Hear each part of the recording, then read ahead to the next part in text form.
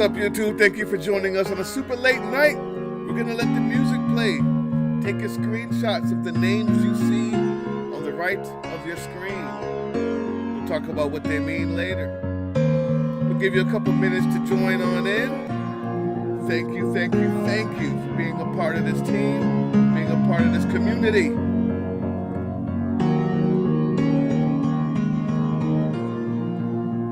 If you're here and you're alone, bring somebody, invite somebody. We'll let the music play.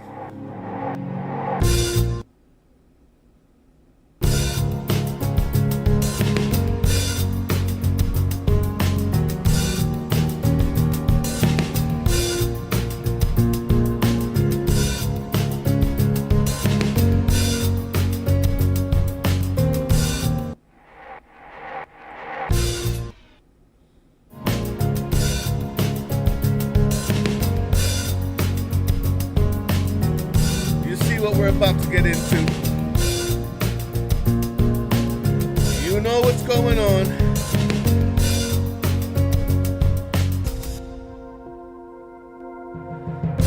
We're here.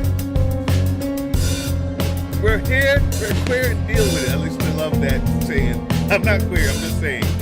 Sorry. And I can say it. There you go. I'm queerish. There you go. My daughter is getting married next year. Oh, congratulations. Yes, both of them are, but the one who I'm speaking about will be marrying her girlfriend. And every time I say that at work, people look at me like,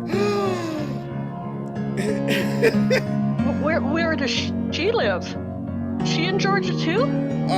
No, but I'm not gonna say where she lives. I won't out like that.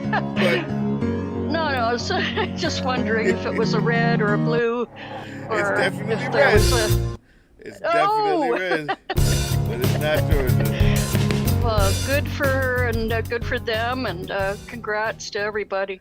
One of the proudest moments of my life was. Well, listen, there's a few of them. One of the proudest was when both of them went to school and got suspended because they were protesting too hard. Yep. Love it. Not suspended. I think they threatened the suspension, but we all went up there to see the principal, like, let's get this right. And they got detention or something, or just had to go home that day.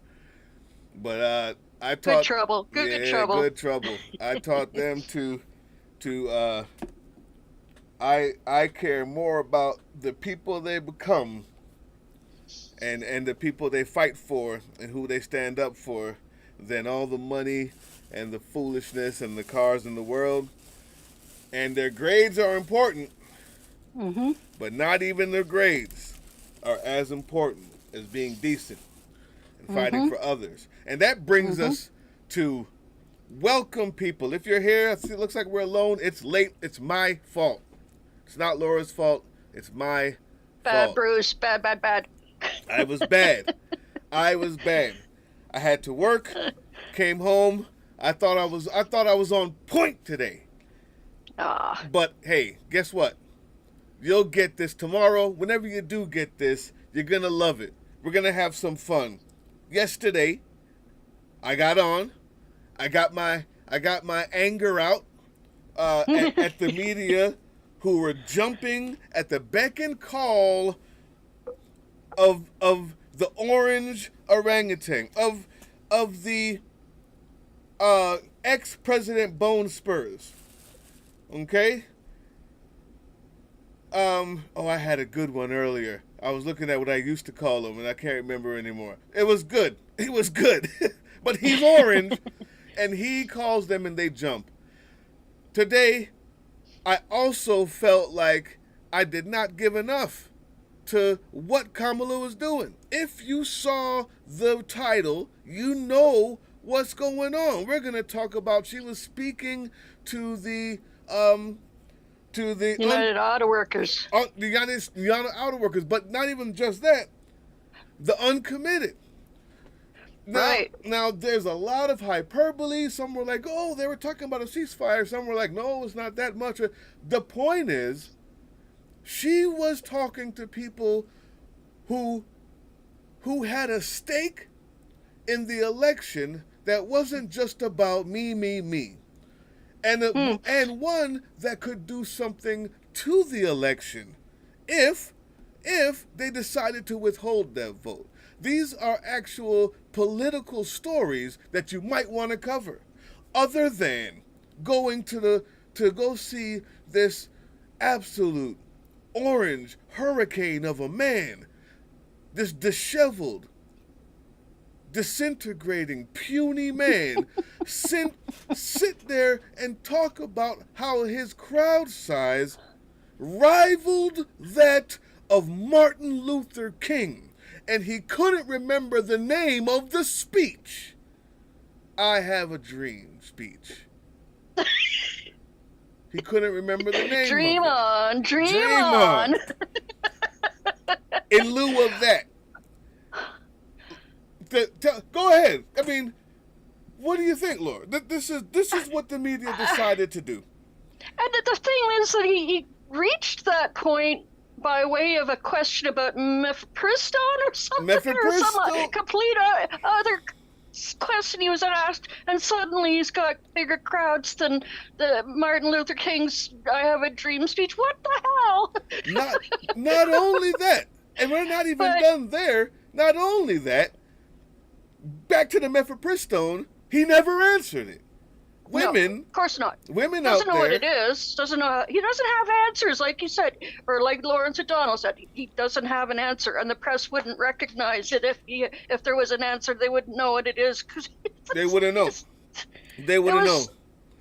They wouldn't know. Here's the deal: we're gonna let Lawrence O'Donnell tell it, because I feel like maybe I let you down a little bit, because I also didn't cover that she was speaking to people about issues of Gaza-related issues. I also didn't cover that she was speaking at the United Auto Workers. I did make sure to cover that with context. So a 1 hour speech took 2 hours, because as it was happening, I was being sure to berate him for the puny man that he is, as well as fact check him and inform the audience on what he was saying and how horrible it was as it was happening. I feel proud about that and will not apologize for that. But I think what Lawrence O'Donnell had to say is 20 times better than any way that I could say it. Let's watch him. Let's enjoy this. Let's watch him. We can stop anytime you want. If people are in the chat, Laura is corresponding with you. She's going to let me know. I'm also trying to see it as well. And we'll talk about it as it's happening. So it won't just be a full replay if you've seen it. This is going to be a good one. We're going to talk about who she was talking to afterwards. We're going to talk about what's happening in Georgia. We're going to talk about the Harris-Walz campaign surging in the polls, the good stuff that you want, the red meat that you want. We're going to talk about that, as well as we have new campaign ads and a special announcement for this channel. You don't want to miss it. Let's watch, Lawrence. Let's talk about it. How do you feel? You ready, Laura? I know I'm late. I've been sipping my coffee, and I got the sativa in me. Let's go. All right, let's go. Let's go before it wears off. Well, it was 2016 all over again today. Donald Trump spoke at his home in Florida for over an hour, and all of the cable news networks, including this one, carried it live, just like they all did repeatedly in 2016. It would be hard to find a sentence in what Donald Trump said today that did not include at least one lie. Some of the networks tried to play catch-up with fact-checking after Donald Trump finished speaking, but that, of course, is way too late and utterly useless. No network even attempted to fact-check every lie Donald Trump told. Every network has the capacity, especially with these wide screens we now have at home, to run a live scroll at the side of the screen, fact-checking many of Donald Trump's lies, not all of them, that would be impossible, but many of them, as he speaks.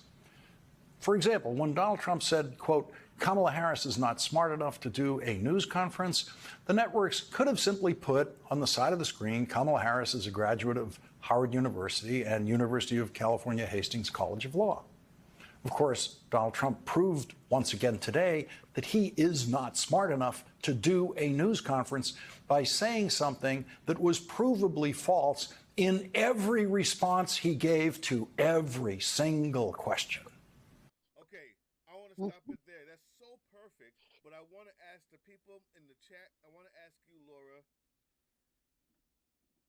as I think about this, not that I think he's a very stable genius, let's not get it twisted, but there is something to be said about the child who knows that when he flails, he gets what he wants. So he uses that.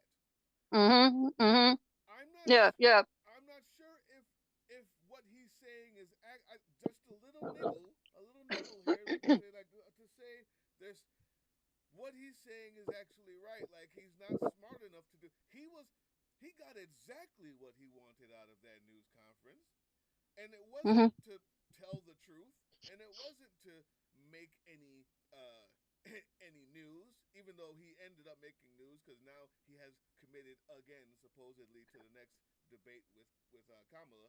But what do you say to that? What do you say to that? He knows that they're not going to fact check him. He knows that there's no reason for him to have to learn the facts.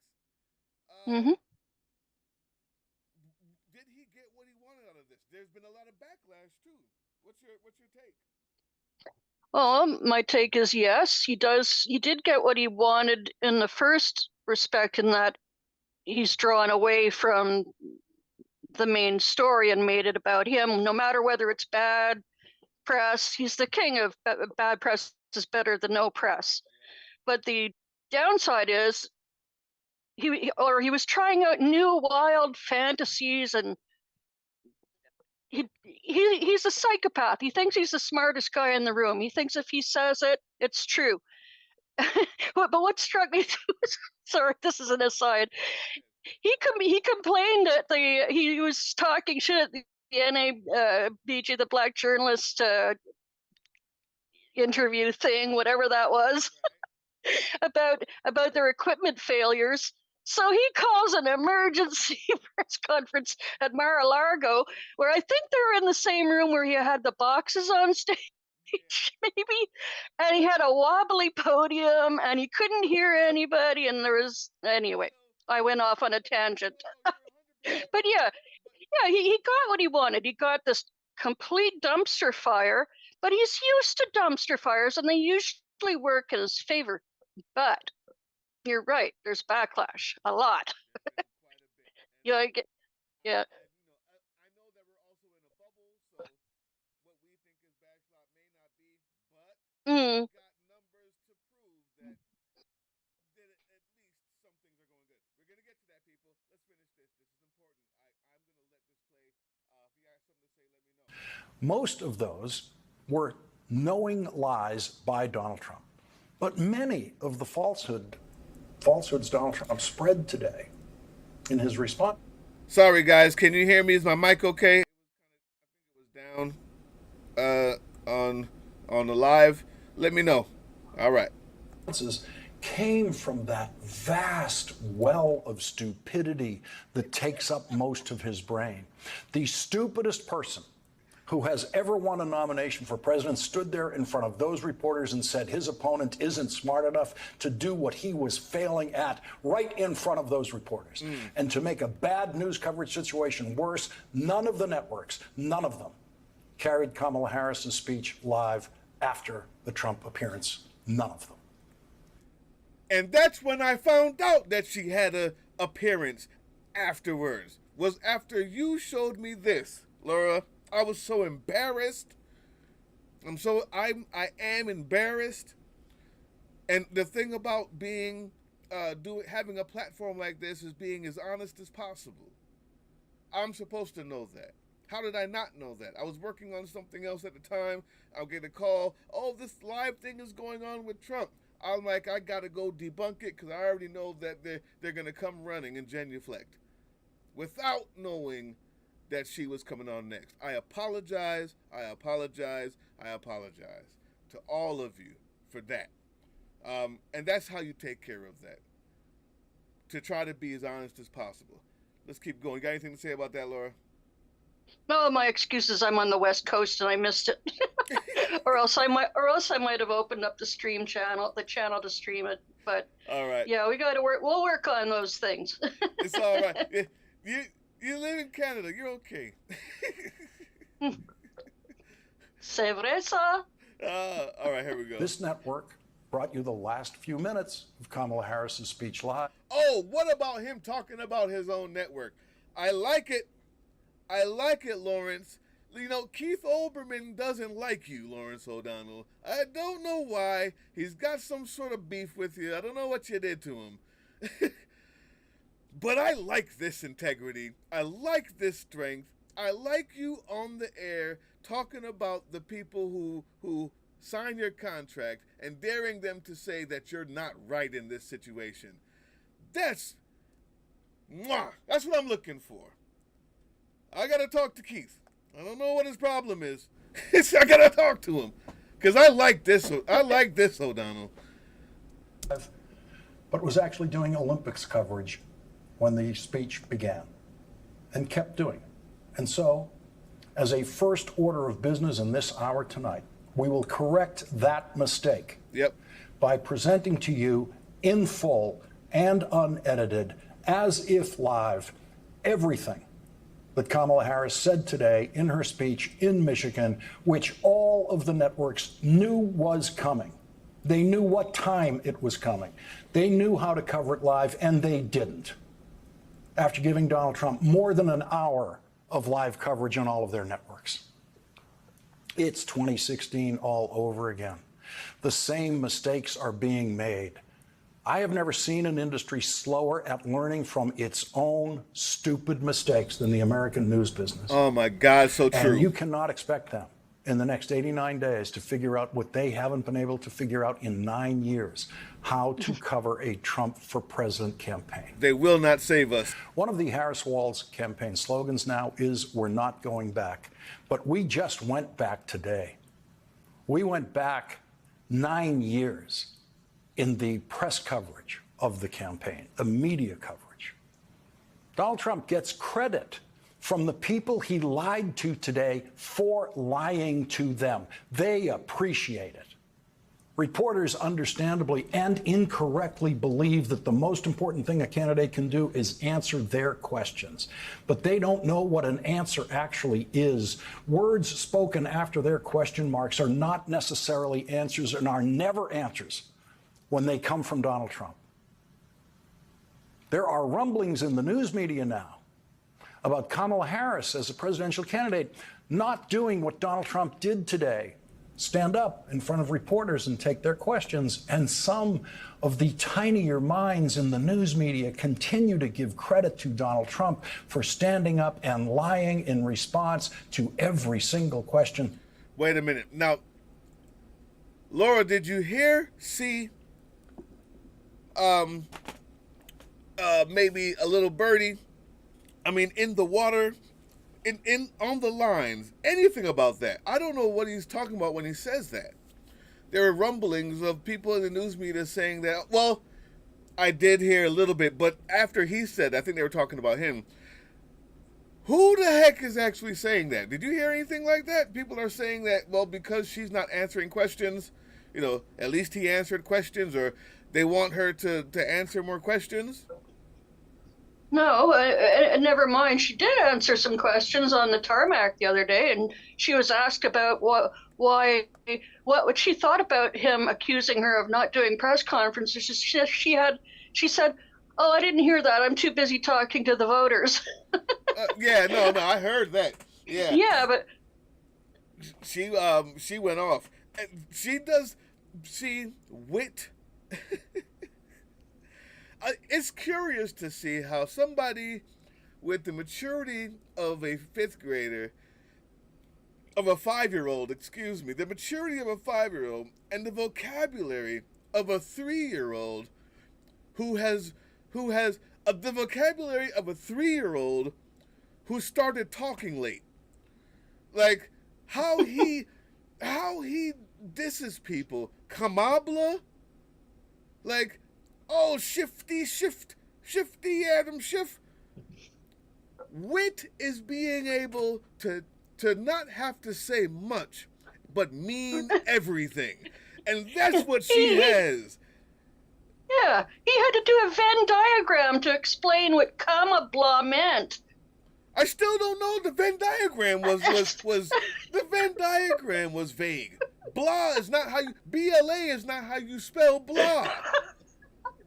You spelled blah in the Venn diagram wrong. How do you do that, Laura? How do you write a diagram and spell the words in the diagram? I don't know. It's been a long time since I was 5. They spelled blah wrong. I still don't know if that meant that or if it was a misspelling of blah blah blah, like blah, BLAH. I don't know. Oh God! All right. I just was wondering if anybody did. If you're in the chat and you know what he's talking about, there's rumblings about Kamala not answering enough questions and them somehow giving him credit for lying. Let me know what he's talking about there, because I would love to have a clip of that to use. Didn't she say something about she's not going to be doing any interviews or something like that for this period of time? Yeah, she did. She's like, I'm focused on campaigning with the people. Yeah, in the swing states and giving rallies. And tonight she had the biggest crowd yet, 20,000 people in Arizona. That was in that. Was that the one in the airplane hangar? No, that was the airplane hangar was in Michigan. That was 30,000. I heard. Was it? Yeah. I heard 15. I could be wrong. I could be wrong. Hey, listen, we got all these awesome fact checkers down here. We got Midas, Kevin Anderson. We got Stephanie B too. You guys check it out. Let us know what you know. All right, let's keep going. They ask. A lie is not an answer. Donald Trump never answers reporters' questions. Never. Anyone in the news media who tells you that Donald Trump has answered reporters' questions and Kamala Harris hasn't is lying to you. And they're too stupid to know that they're lying to you because they don't know what an answer is. Donald Trump answered no questions today. None. He stood up there in a room where he made sure the reporters' questions could not be heard by the TV audience. And that's what And so when you were getting to that the black journalist thing, talking about their equipment, I thought you were going to go there because what you said is very poignant. He made sure. I believe that there's something to that, making sure that you can't hear what the big high ceilings. He had them far, far away from the mic. No mics over there. They just had to yell. All the mics pointed at him. He knew that you weren't even going to be able to hear their questions. You're just going to hear his answer. Yeah. He messed it up. He's messing that up on purpose. And that's what that when he used to go in front of the helicopter or the plane, so that it was so much noise that. Yes. The only thing he's good at is 2-bit underhanded scamming this. He's a genius at that. Stable too. Spoke the audience had no idea what the question was. Most of the questions were terrible. The silliest possible questions you could ask. Questions about campaign strategy. What a waste of a moment with a convicted felon former president to ask questions like that. Here's one question. Mr. President, can you tell us a bit more about your upcoming interview with Elon Musk? That was an actual question to Donald Trump today. Failure. Question. What do you think of Kamala Harris not picking Josh Shapiro as her VP? Failure. Most of the questions were wasted questions like that. And so Donald Trump could just ramble about anything that came to mind, including lying, of course, about the size of his crowds. And the biggest lie he now tells about the size of his crowds is the lie about which of his crowds was his biggest crowd. He now claims that the crowd that gathered to hear him try to overthrow the presidential election on January 6th was his biggest crowd ever. It wasn't. Investigations have estimated that that crowd was about 53,000 people.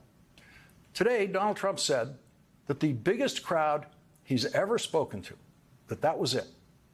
He actually had a much bigger crowd on his inauguration day, but that was still a smaller crowd than Barack Obama's inauguration day, so he had to lie about that too at the time. Today, Donald Trump said that his January 6th speech attracted a bigger crowd than Martin Luther King Jr.'s I Have a Dream speech in Washington in 1963, the most famous speech ever delivered in Washington by someone who was not president of the United States. Oh, man. He's still dick measuring. Yeah. Unfortunately, like, there's not a marking on a ruler that goes that small. And here's the thing, guys, like, normally, this would be my time to rant. Luckily, I got it all out yesterday.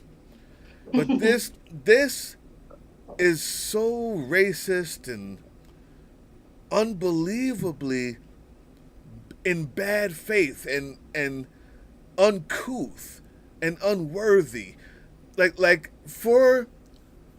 How can you be a reporter and hear the man bring up Martin Luther King's I Have a Dream speech, not remember the name of the speech, and then talk about how much bigger his crowd was than that, then give the wrong number of the people at the crowd, like it wasn't counted when it happened, like it's not one of the most famous speeches in the history of America.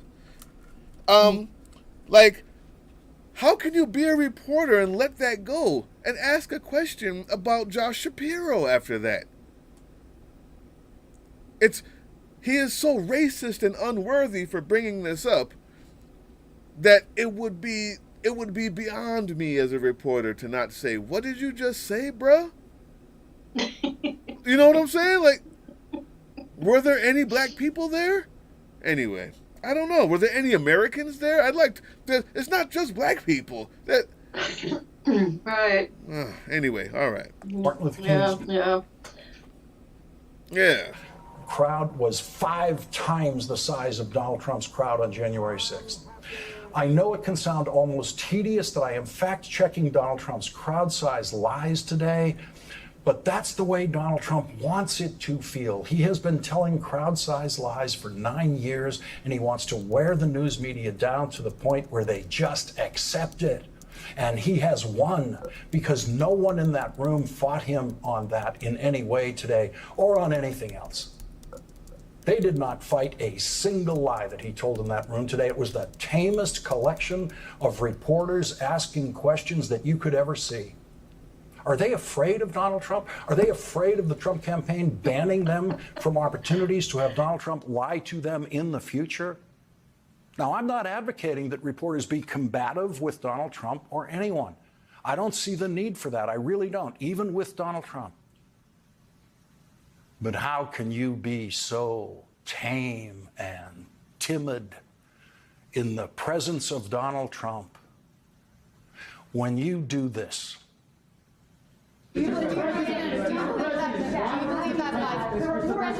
are you confusing the name? Yo, this was crazy. I did not share classified information. O'Donnell killed this. I did not share it. With your ghostwriter? With my ghostwriter, I did not. Guarantee you did not. But the special counsel said it. Well, no, he did not say that. Okay. He did not say that. But Mr. President, let me answer your question.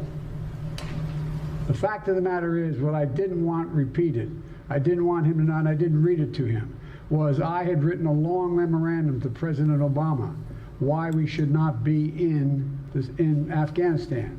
And I was multiple pages. And so what I was referring to, I said classified. I should have said should be private because it was a contact between the president and the vice president as to what was going on. That's what it is referring to. It was not classified information in that document. That was not classified.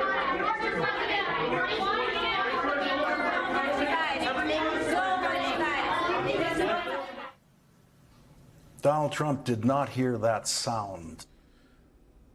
He killed it. That's why I'm playing Lawrence O'Donnell, guys, not me.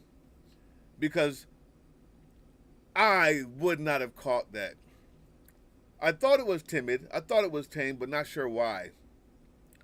That was that clip was amazing. How he just broke that down just gave context to the absolute to the depravity that we saw. Like, he did not hear that sound. Yeah. All right. Are you going to say something? Oh, I was just going to say, well, when they didn't even, they let him insult them. Yeah. He literally called them stupid to their faces, and brushing off their, what a stupid question. Oh, you're a stupid person. But why did they stay for that? What's wrong with them? Stephanie B too says, "Can we replay what Lauren? Well, you want me to replay what Lawrence just had? What showed? We can do it. We can do it. We're here." And timid in the presence of Donald Trump. When you do this. Why are you confusing the names of world leaders? Thank you, everyone. Thank you very much. I did not share classified information. I did not share it. With your ghostwriter. With my ghostwriter, I did not. Guarantee you did not. But the special counsel said in the report he that did it not did. say that. Okay. He did not say that. But Mr. President, Let me answer your question. The fact of the matter is, what I didn't want repeated, I didn't want him to know, and I didn't read it to him, was I had written a long memorandum to President Obama why we should not be in Afghanistan. And I was of multiple pages. And so what I was referring to, I said classified. I should have said it should be private because it was a contact between the president and the vice president as to what was going on. That's what he was referring to. It was not classified information in that document. That was not classified.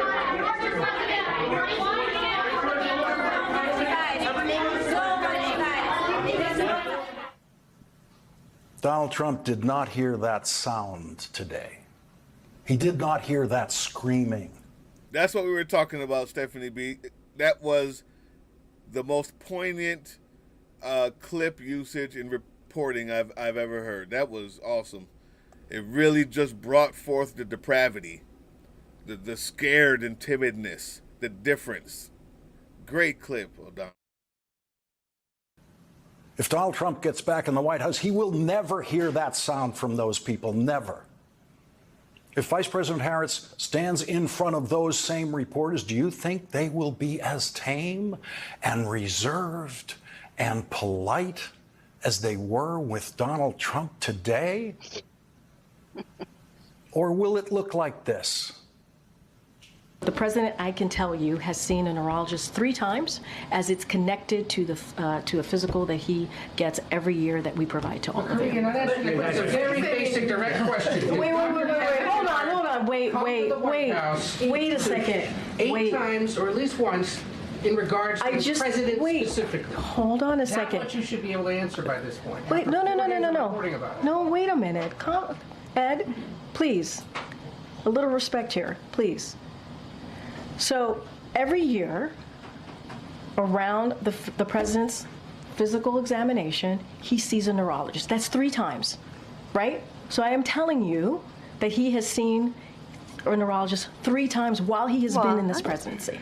That's what I'm saying. Wait a minute. Could I just say, as the only man on camera, that was gross. And that is indicative of how a lot of these men talk whenever it's a woman there. And I don't even think that they mean to do it. I don't even, well, I not even that they mean to. Of course they mean to do it. That's demeaning. I don't even think that they think that it's bad. I think that If you told them you wouldn't do that if it was a man there, they would gawk. But the truth is they wouldn't. They feel strong in that moment because it's a woman they're talking to. How many times did he over-talk her and continue while she said, wait, at the podium, wait, I'm going to answer. And only him. It's not like it was the crowd of reporters, the yelling that we saw before. So, geesh, man, what a creepazoid. What a creepazoid. We should have kept that video rolling. There's more to play. Okay. No, go ahead. No, we're gonna play this whole thing today. No, I was moving on. There's more to play. What you got? No. Go ahead. I was gonna go on to the bit about the backlash. No, we're gonna get to that backlash in just a second. Yeah. I'll play more. I'll stop stopping it. Kept yelling at her. You're not answering the question. They were outraged. But she was actually answering the question. They don't know what an answer is. And what they were pursuing turned out to be a lie.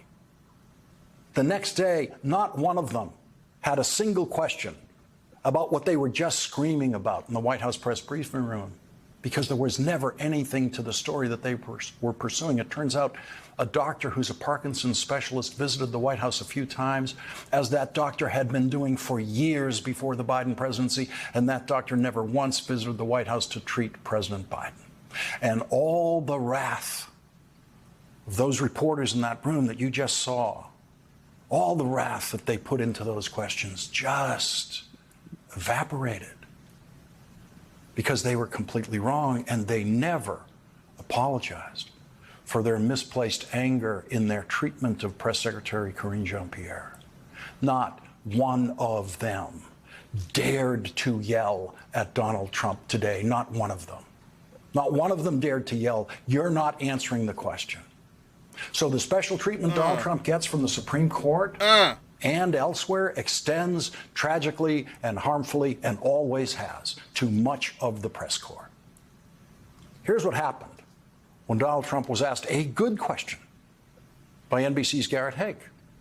Question: would you direct the FDA to revoke access to mifepristone? Here is what Donald Trump said to that yes or no question, which, no matter how many times you read this answer, is not an answer.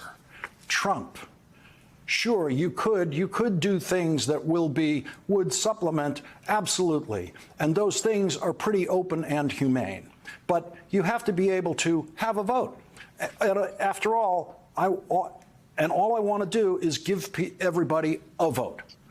And the votes are taking place right now as we speak.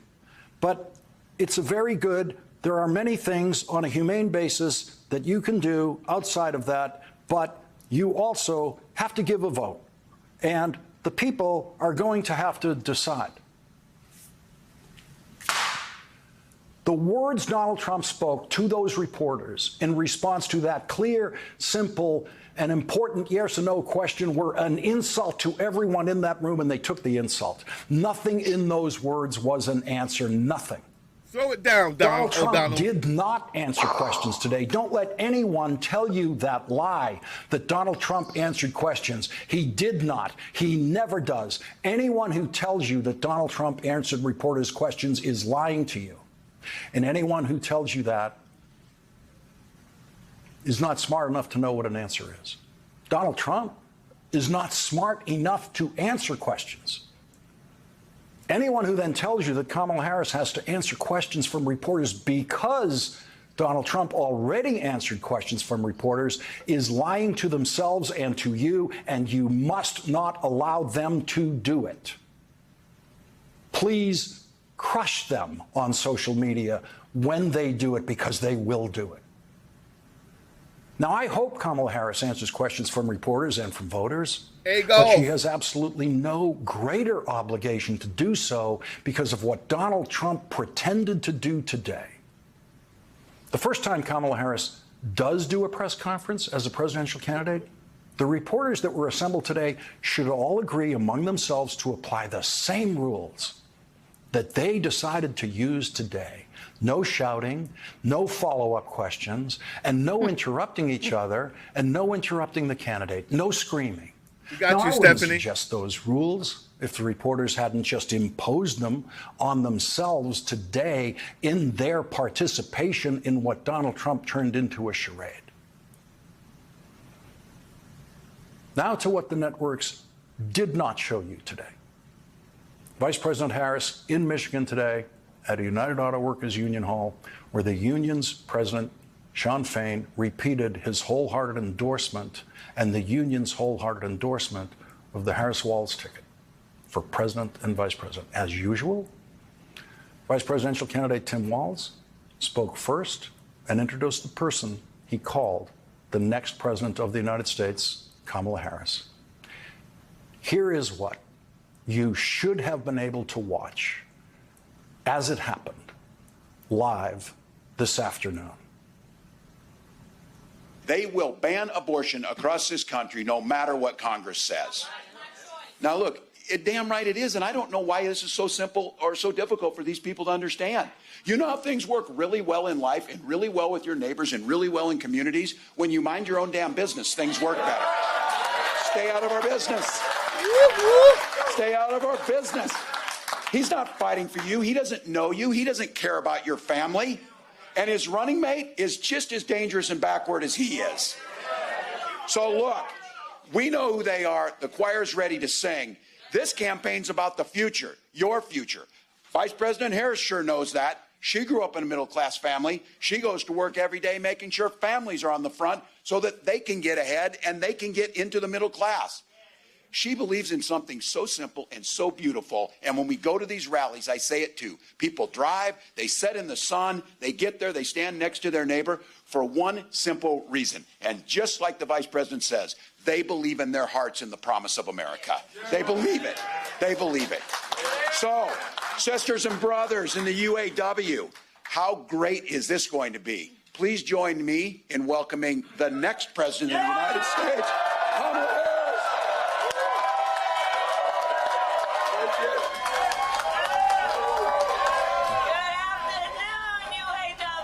Yo, who thinks Walz is super excited to be here right now? Oh, it's good to be in the House of Labor. It is good to be in the House of Labor. Thank you. Oh, please have a seat. Please have a seat. Okay, so let me just say, first of all, can we hear it again for Tim Walz? Isn't he spectacular? You know, I have to tell people have been asking, well, what do you and Tim Walz have in common? And I said, well, you know, a whole lot. A whole lot. You know, we grew up the same way. We grew up in a community of people, you know, I mean, he grew up in Nebraska. Me, Oakland, California. Seemingly worlds apart. But the same people raised us. Good people. Hardworking people. People who had pride in their hard work. You know, people who had pride in knowing that we were a community of people who looked out for each other. You know, raised by a community of folks who understood that the true measure of the strength of a leader is not based on who you beat down, it's based on who you lift up. And you know, there's some perversion that's happened in our country in the last several years, where there's a suggestion that somehow strength is about making people feel small, making people feel alone. But isn't that the very opposite of what we know, unions know to be strength? It's about the collective. It's about understanding no one should ever be made to fight alone. That we are all in this together. You know why I fought my entire career for unions and labor? Because I understand the concept and the noble concept behind collective bargaining. And here it is. Here it is. Fairness. Fairness. It's about saying, hey, in a negotiation, don't we all believe the outcome should be fair? I mean, who could disagree with that? The outcome should be fair. It should be fair, right? But when you're talking about the individual and a big company, and you're requiring that one individual to negotiate against a big company, how's that outcome going to be fair? So collective bargaining is about saying, let the collective come together around a common experience, which at its core is about dignity and the dignity of labor. That's right. And then let the people come together to negotiate so you make the balance. And then the outcome will be fair. And isn't that what we're talking about in this here election? We're saying we just want fairness. We want dignity for all people. We want to recognize the right all people have to freedom and liberty to make choices, especially those that are about heart and home, and not have their government telling them what to do. Our campaign is about saying we trust the people. We see the people. We know the people. You know, one of the things I love about our country? We are a nation of people who believe in those ideals that were foundational to what made us so special as a nation. We believe in those ideals. And the sisters and brothers of labor have always fought for those ideals. Always fought for those ideals. And we know we are a work in progress. We haven't yet quite reached all of those ideals, but we will die trying because we love our country and we believe in who we are.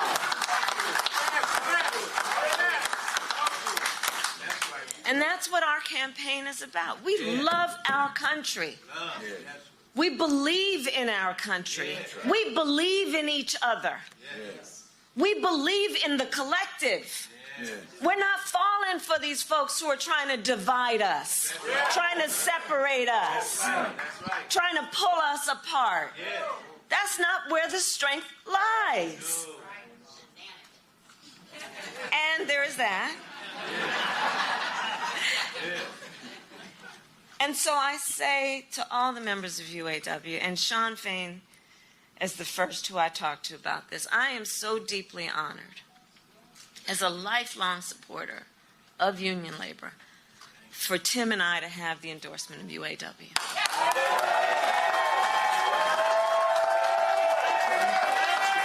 So deeply honored. Because you walk your walk. You walk your walk. And what we know, like we have talked about, we got 89 days to get this done. You know, the one thing about all of us is we like hard work. Hard work is good work. Hard work is good work. The thing that we like about hard work is we have fun doing hard work. Because we know what we stand for. And that's a big part of this campaign. You know, when you know what you stand for, you know what to fight for. We know what we stand for, and we stand for the people. And we stand for the dignity of work. And we stand for freedom. We stand for justice. We stand for equality. And so we will fight for all of it. And the bottom line about UAW is that I also know, and I'll say to all the friends watching, look, even if you're not a member of a union, you better thank unions.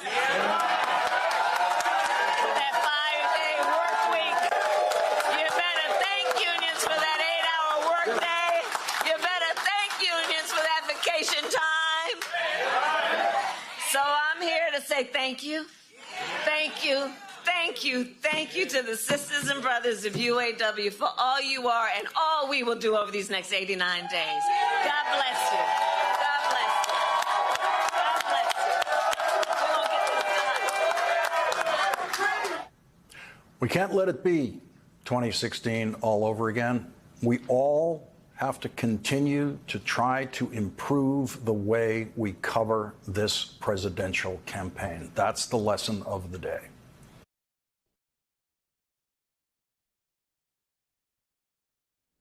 So that's why I showed that whole thing in its entirety, so that I can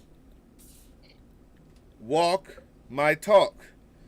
We all have to improve the way that we cover this thing, including me. So I wanted to make sure that I did just that. It's important to me. It really is. I don't just do this so I can be a guy on YouTube and look at myself talk the next day. But if you guys don't know me by now, there's one thing that everybody who knows in any one of these channels, Darla will tell you, the Funny Karen channel, the music channel, and this. I'm a person who actually cares. I'm a person who loves this country. I fought for this country. I'm a person who believes that honesty is important. I'm a person who believes that rearing your children to fight for the people who have nothing, to fight for people who have less than you, and to fight yourself for people who have less than you is important. So I'm here because I love this country, and I think we have something to offer. Today, we had Lawrence O'Donnell. I appreciate you watching that. Now, for the next thing, you see, the only thing that we didn't see because we were too busy covering the orange dictator, right? Ex-President Bone Spurs himself, because he called and everybody jumped. Another thing that we didn't notice was there was, if I can get it here,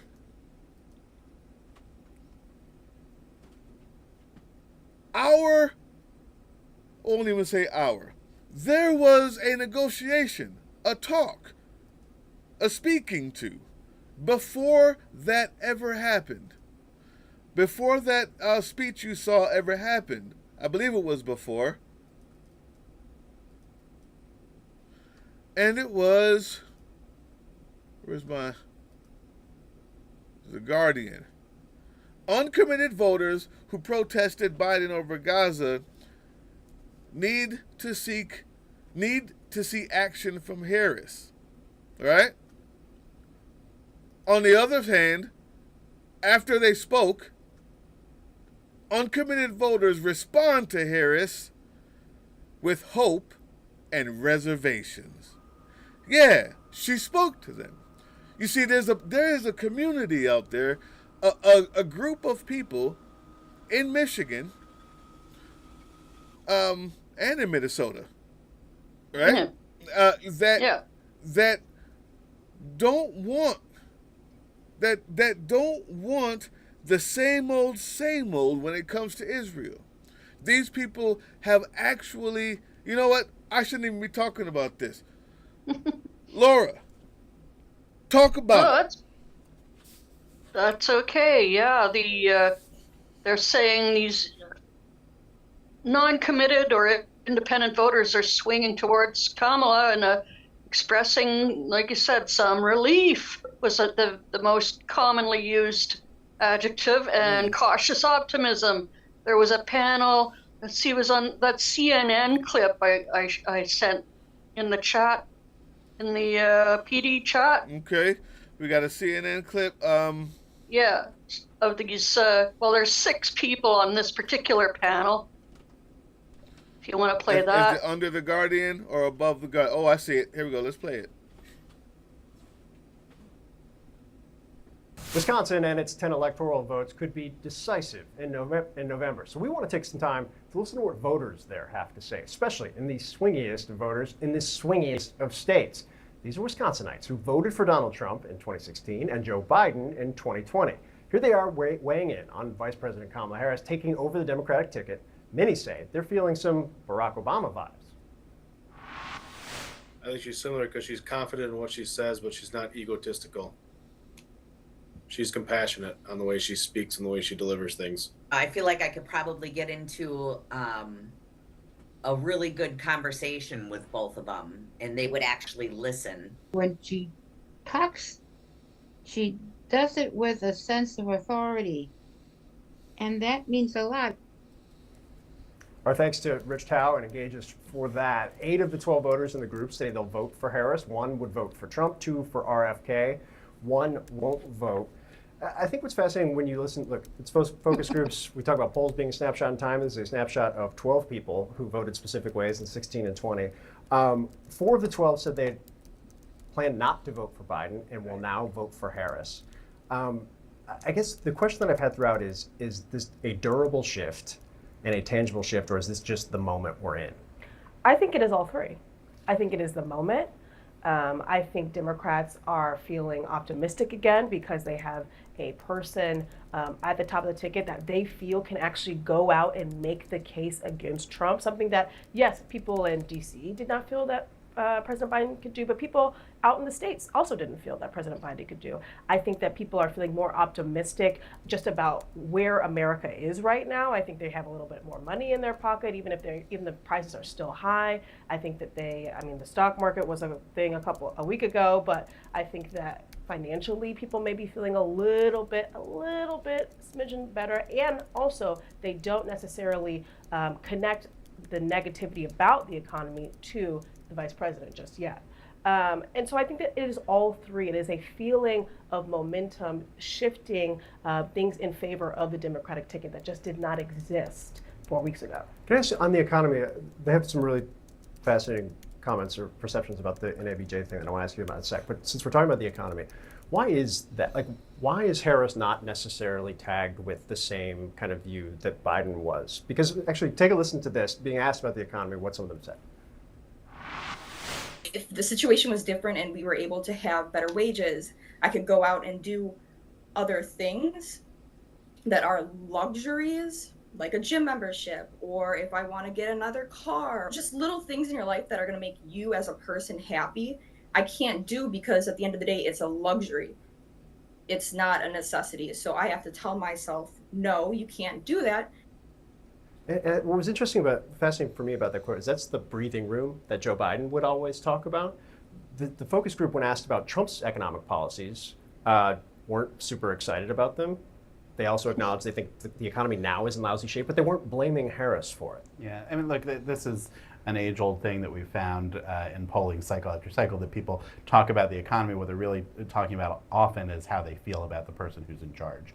They clearly felt that Biden was old and that they didn't feel enthusiastic about voting for him. That was true before the debate. It was more true after the debate. They feel more enthusiastic about Kamala Harris, whether they are core Democrats or some of these swing voters who are being pulled in. And if that's the general feeling, it can tap into what is just realistically a better economic situation now. Did they ask the question about Gaza in this one? And so that's a question for Harris. And that's the big challenge for Donald Trump's campaign, has been defining Harris and tying her to Joe Biden's policies, which they've really been trying to do over the past few weeks. They've been trying to argue she is the vice president. She is just as responsible for the last 4 years as Joe Biden is. It doesn't seem to be hitting quite yet. I think the big question is, does it eventually shift if she does more off-the-cuff interviews, if she is seen more often? Oh, there it is. We don't know yet, really. Yeah, there it is. Advantage for Trump and Trump's team. And when Trump talks on message, it is the economy, it's inflation, it's immigration. And those three issues, they are like plus 15 or 20 in everything you see in terms of national mood. And if that starts to shift, it's a huge problem. The other problem, too, is listen to how the focus group reacted to Donald Trump's appearance at NABJ. He's just basically saying that she can't, she's only just, pandering to whatever she feels. And she can be both Indian American and Black. I feel like it's very racist and ignorant. Ignorant. Yeah. Why would you even say something like that? Like, it's just foolish. It's just disheartening to hear that from someone who's leading a country full of a mixing pot of people.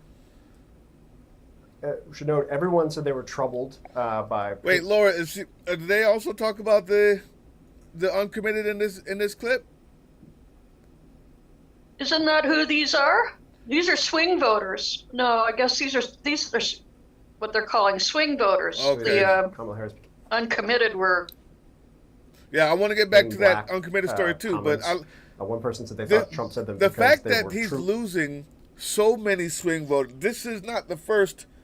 This is not the first clip.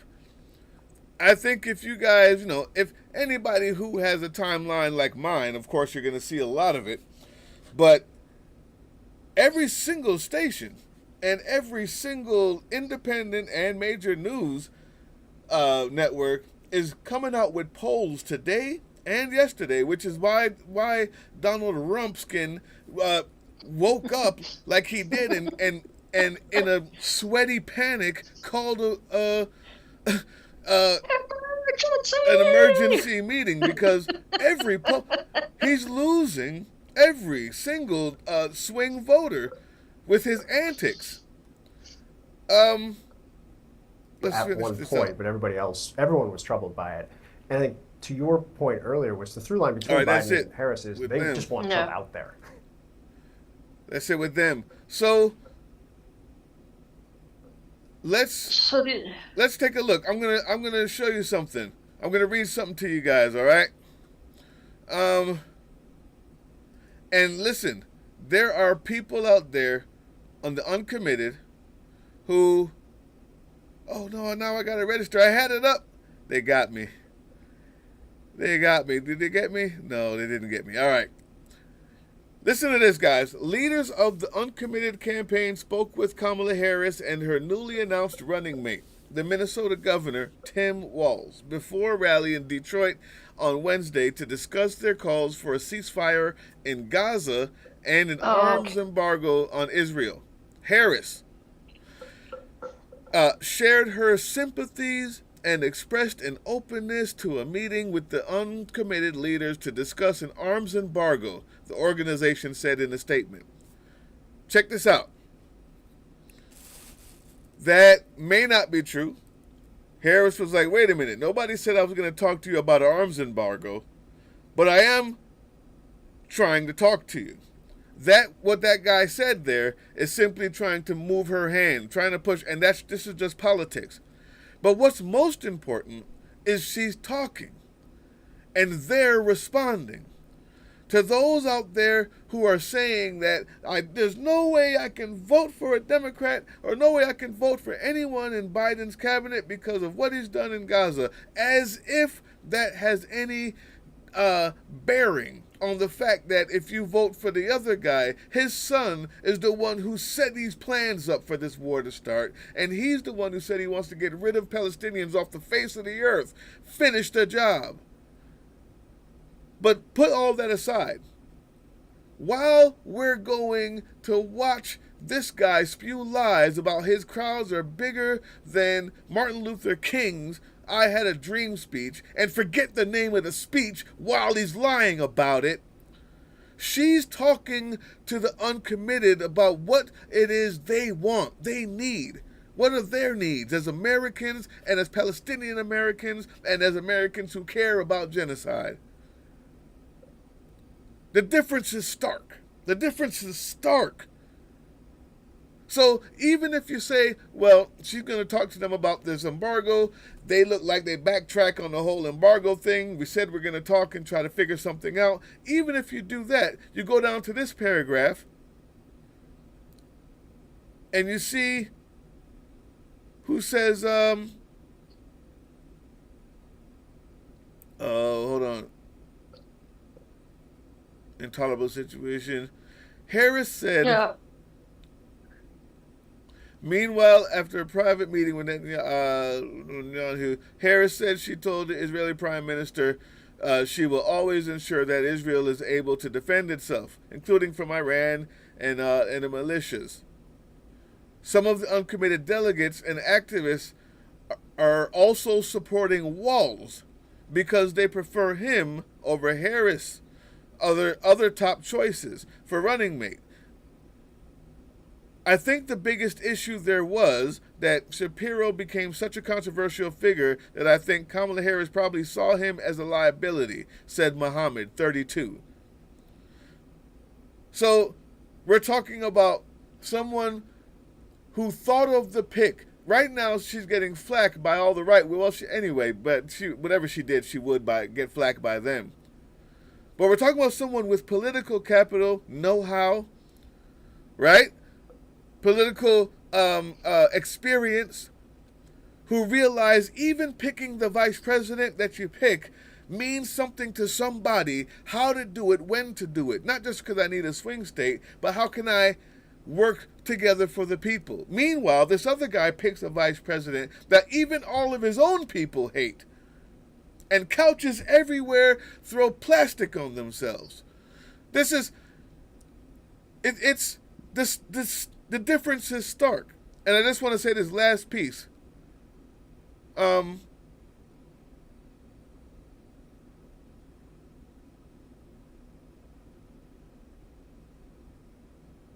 I want to say the last piece. Let's see.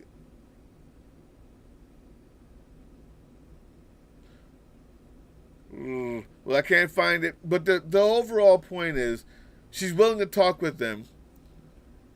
Here we go. Elaine Farrat, a senior advisor. This is the people who were hugging on the thumbnail if you saw it.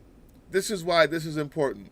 No matter what side you fall on or who, if she's backtracking or if you think you can withhold your vote for that reason, if you're that kind of leftist and you say that that's your thing, I just want you to see Elaine Farrat, the senior advisor for the Uncommitted National Campaign and the executive director of Take Action Minnesota, said in a statement on Tuesday, Governor Walz has demonstrated a remarkable ability to evolve as a public leader, uniting Democrats, diverse coalition to achieve significant milestones for the Minnesota families of all backgrounds.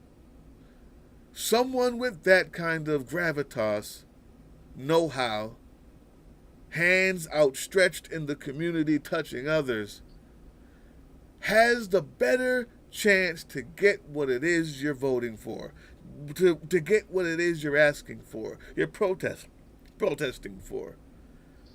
That's why her numbers are skyrocketing. That's why swing voters are moving over. And to speak about those numbers, I believe you have some of those as well, Laura. Like, this is what we're talking about. This is the difference.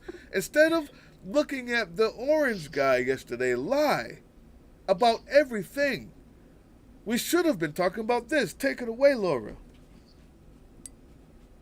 Oh my gosh. You don't I have wasn't it? ready. No, get it out. I got other stuff. Get those poll numbers together because that's the key. Here's 538 poll.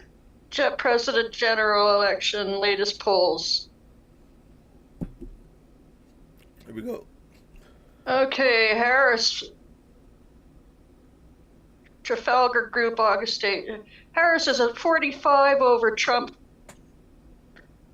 Okay, no, sorry. That's, I don't know how to read this. This is North Carolina. Do you want to, oh gosh. Let's see. She's rising. They're pretty much tied in North Carolina. Yeah, she's rising. Which state is this? I got something for you. Yeah, I suck at reading polls. I'm just seeing the trend is rising. Harris is rising, and it's down ballot too with the Senate races where they're worried about, they're retaining their seat. Some of them were even like turning down appearances with Biden. All of a sudden now their points are rising too. So it's all climbing blue. This is what's hurting them. This is why he wakes up in the morning calling for emergencies, people. Because of this. General polling average. Yeah. Here, I got something for you. 45.5% over Trump at 43.4 nationally, +2 Harris. And that's the national poll, which means a little less because we need the swing states and the electoral college, which needs to be abolished at some point. Because it's just the most elitist idea of democracy I've ever heard. But Biden was under. She's over nationally. But not just that. If you want some good news, people, you need good news today. I told you there was no rants today. I'm not yelling at the mic. I even got, listen, you know how many times my light done fell down? I'm trying to tape it with duct tape. You don't see me mad. You see me happy. You know why? Because I realized today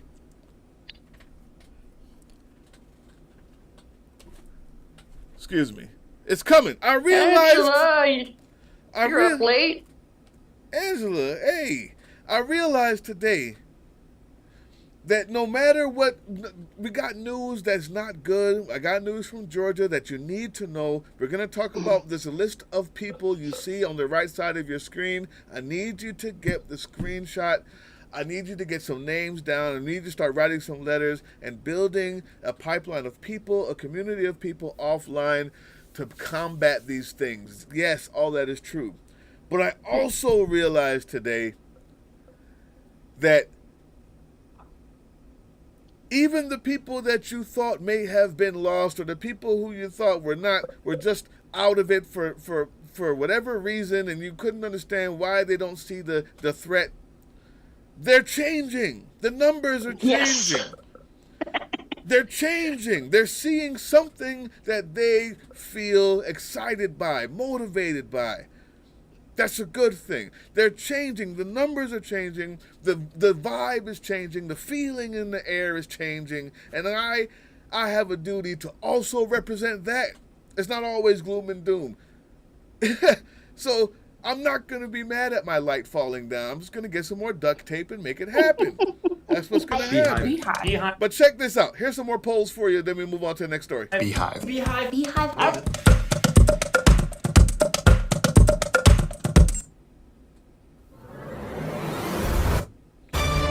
Still prefer him on the economy, but only by 7 points. There we go. Coming from in the Ipsos polling.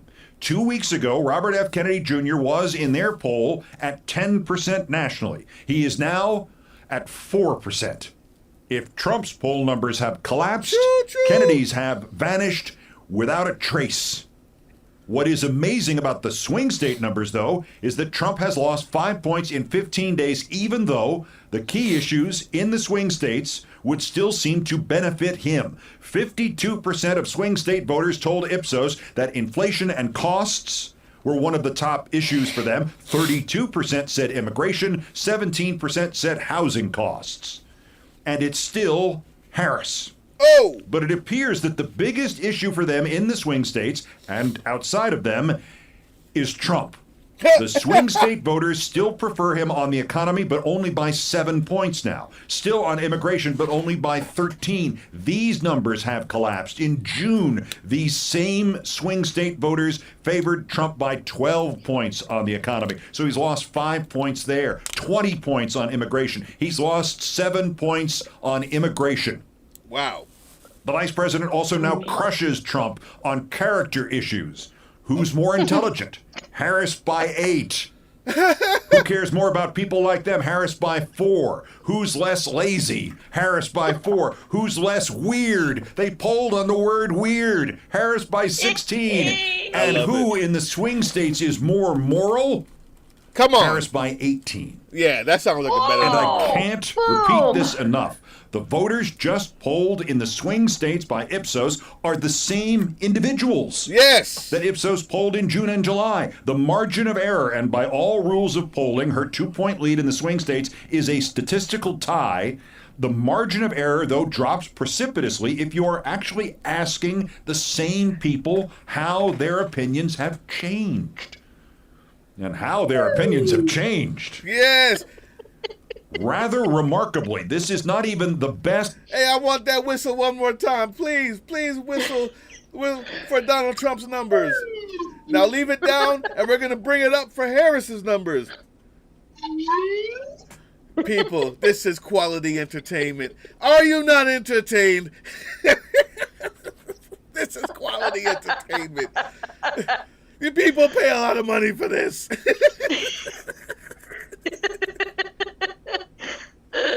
Oh, I'm loving it, man. Couple more numbers, and you tell me what you want to do next. I'm going to go through a couple more numbers. Polling news for Kamala Harris. Marquette Law School released its national results very early Thursday morning for some reason, and among likely voters, it's Harris 50, Trump 42, Harris by 8. Now, everybody has their own criteria for likely voters, so if you go back to just registered voters in the Marquette poll, it's still Harris by 6. The 8-point margin looked like a wacky outlier until that Ipsos poll came out at 5. Most intriguing, among independent voters, Marquette has her ahead by 60-40. Wow. That doesn't mean we don't fight. It doesn't mean we don't knock on doors. It doesn't mean that we don't act like our lives depends on this. But it does mean that if you were at home on the couch in a depression because you thought it was over, it is not. It does mean if you were having trouble sleeping because of what the Democrats did to Biden and how they forced him out, how it seemed like the news media is incompetent and all they know how to do is run and genuflect to the orange God king and refuse to treat him like the petty little tyrant that he is. There's no need to fear about that. They're doing that, and she's still up by 20. So, that's what that's about. Somebody said he... Go ahead. Finish your thought. No, finish. I'm sorry, I interrupted you. No, I was going to say that on the 4th, that may change. When he has another time to go out there on his own on Fox News and be with his safe space, and they find some other stuff. Things change quickly in an election. This should prove that to you. 15 days ago, you would have never seen this. This could also be 15 days from now, you could be back on the couch, people, in a depression. So we're not stopping, but we are slowing down to smell the roses. Back. We're not going back. All right, so what are we going to say? Well, there's some other good things happening, like the Republicans for Harris group just announced today. Yeah, so a lot of good old former admin people, Tim Walz, Olivia Troy, Stephanie Grisham, Kinzinger, bunch of them together have this new Republicans for Harris group, and they're going to be, I'm not sure exactly what they're going to be kicking off. Let me see if I can find anything. But he's also, we can always take a moment and smell the sweet, sweet roses of the loss of the support for the orange guy. Yes. From the likes of Nick Fuentes. Oh, yes. And the Gripers. Where is this one here? After his disaster with Aiden Ross and the TikTok handjob dance and that awful Tesla wrap truck. Where was the thing that they gifted him? What? Where was the video? Is the video on our chat for that one? Which one? Is the video on our for Fuentes? I saw a video about that. Did you send it? Oh, did I? I don't know. I don't think so. Maybe I saw it on my own. But Nick Fuentes is mad because Donald isn't racist enough. If that means anything to anybody, watch. I don't even know what that means, but if it makes me happy. I don't know what that. And Joe Rogan. No, you got it. You got it. Got more about Fuentes? I just said the whole bunch of them. Joe Rogan also is freaked out over. Here we go. Shock. Nick Fuentes abandons Trump. Oh, no, that was 2 months ago. He dumped him 2 months ago, and then he took him back, and now he's dumping him again? Wait a second. No. It was again. You're not wrong. Don't doubt yourself. I saw it, too. Jeez. These guys just cannot make up their minds about a damn thing. Well, the whole thing is, it was all about who could give them the most power via the most hate. And hate through power like the dark side, like Star Wars. Those who know the empire is always doomed to fail because of infighting. Because hate begets hate. Because when you get J.D. Vance as a vice president and his wife is brown, and you have been trying for 8 years to appease the white supremacists, all of a sudden they hate you. And this is how fascism works. Everybody, I said it in the video about Project 2025 about the word woke. I said, in the Project 2025 actual documentation, they said we're going to get rid of wokeness in every single legislation without a definition for it. You know what that means? Every fascist dictatorship built on ethnicity and intrinsic value and national value. That's what a fascist is.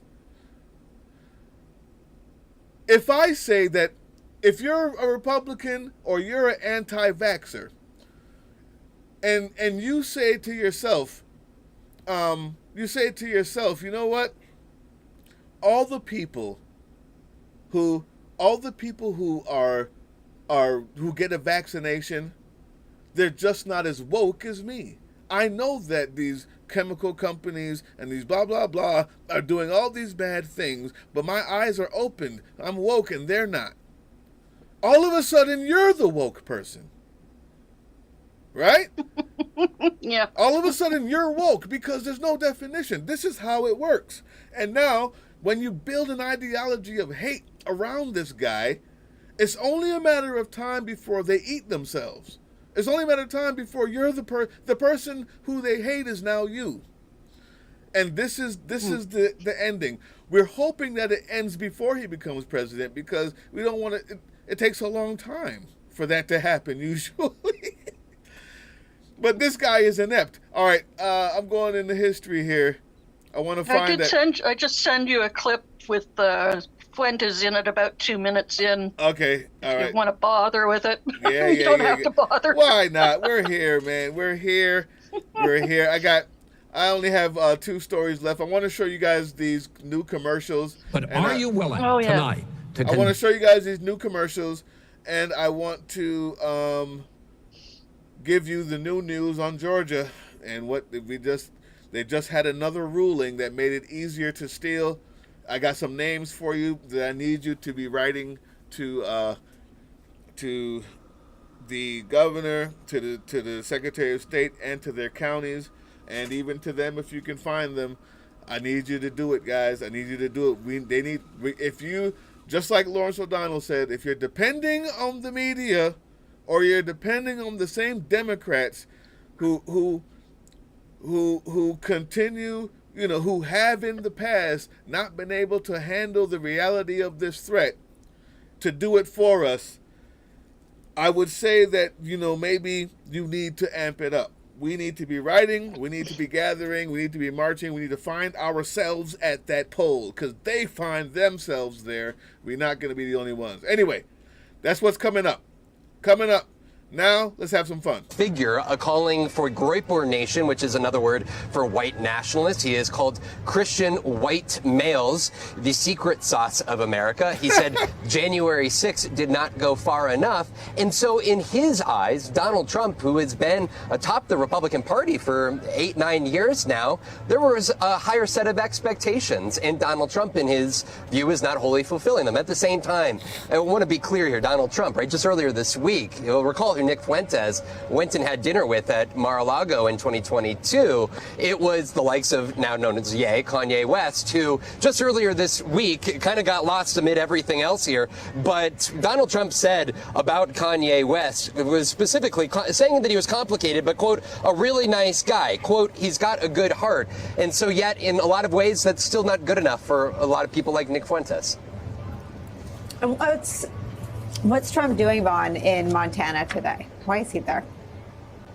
Exactly. He is here for Tim Sheehy, who is the Senate candidate, Nicole, who is running to take down incumbent Democratic Senator John Tester. Of course, if Donald Trump wins the White House, J.D. Vance would be the president of the Senate. He would be the tiebreaker vote. And so they would only need 1 or 2 Senate seats. And they believe that with Joe Manchin leaving the Senate out of West Virginia, that Republican Jim Justice is going to take that seat. And in the scenario that they need to pick up another seat, this would be a good place to begin looking, because Democrats are on defense in a great number of states: Pennsylvania, Ohio, Wisconsin, of course, in Arizona. Ruben Gallego is looking to take over Kyrsten Sinema's seat. All right, yeah. Pulling the plug in support of Donald Trump. Some of those same white supremacists, one of whom dined with Donald Trump at his club at Mar-a-Lago, coming out and declaring war today against his campaign.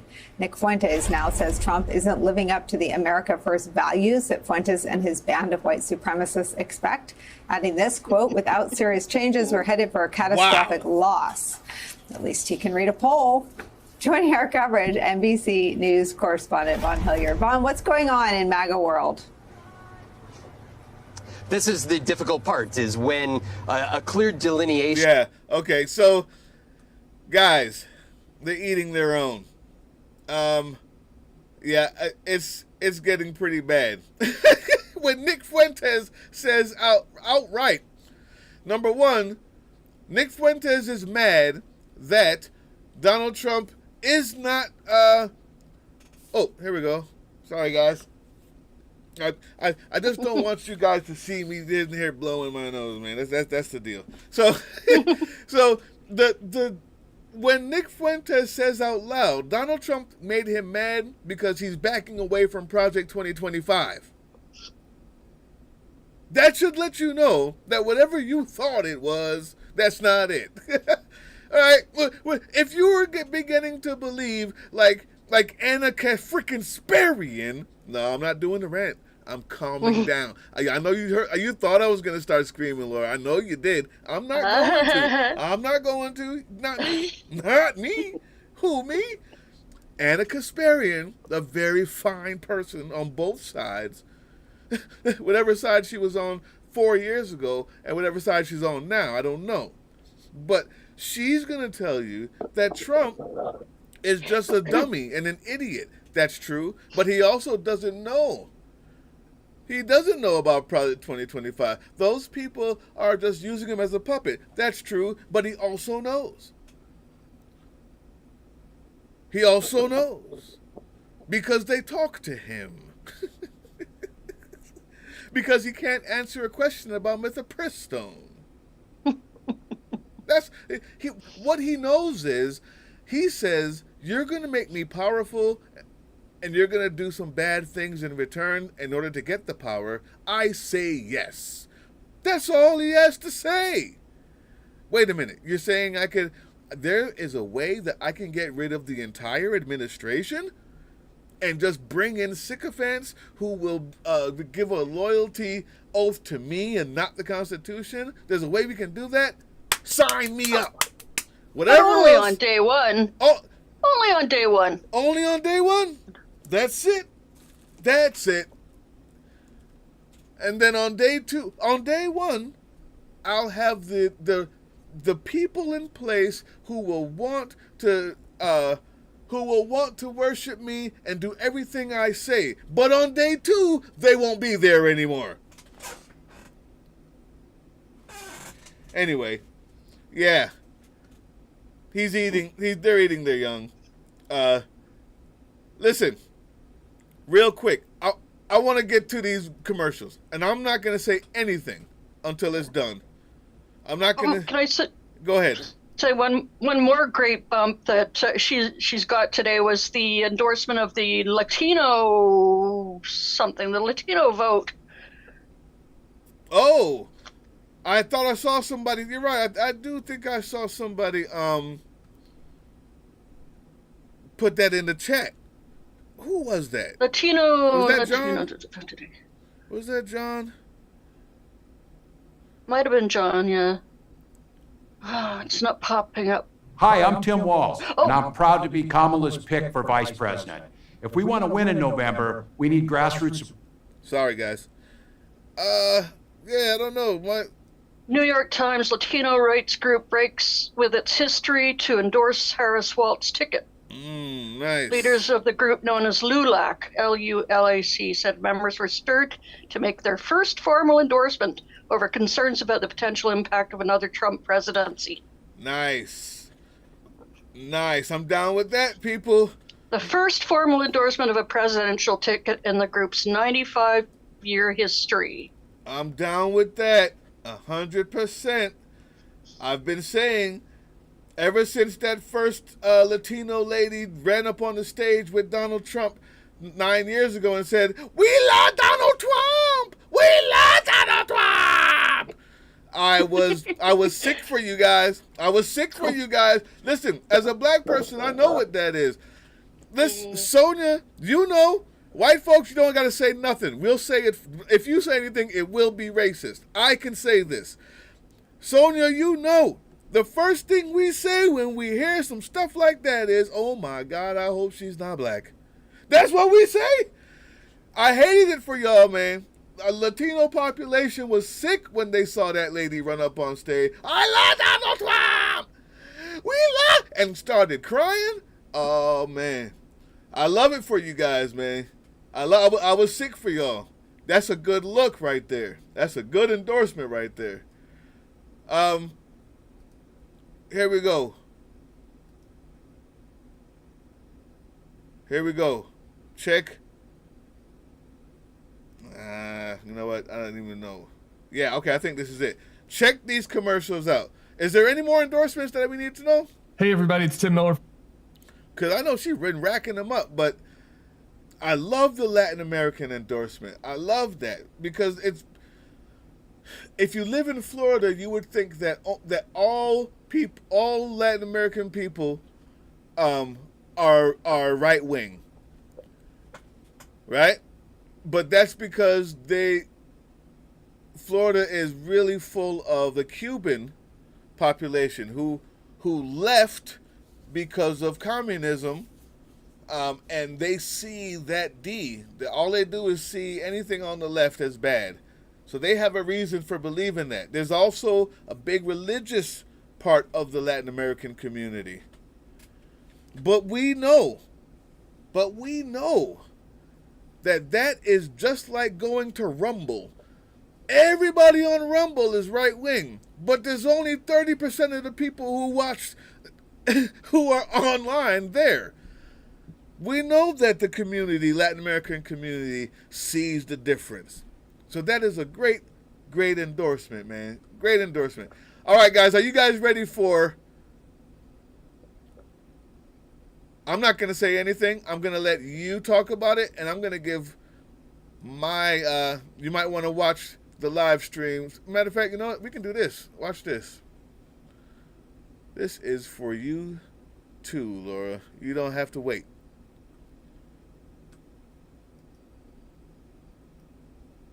You won't have to wait. I'm going to share the screen.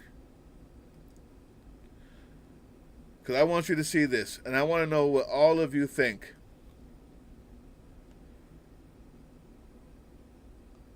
About this new Kamala Harris commercial. Talking about immigration. Kamala Harris has spent decades fighting violent crime. As a border state prosecutor, she took on drug cartels and jailed gang members for smuggling weapons and drugs across the border. As vice president, she backed the toughest border control bill in decades. And as president, she will hire thousands more border agents and crack down on fentanyl and human trafficking. Fixing the border is tough. So is Kamala Harris. I'm Kamala Harris, and I approve this message. There we go. We're in business with this, okay?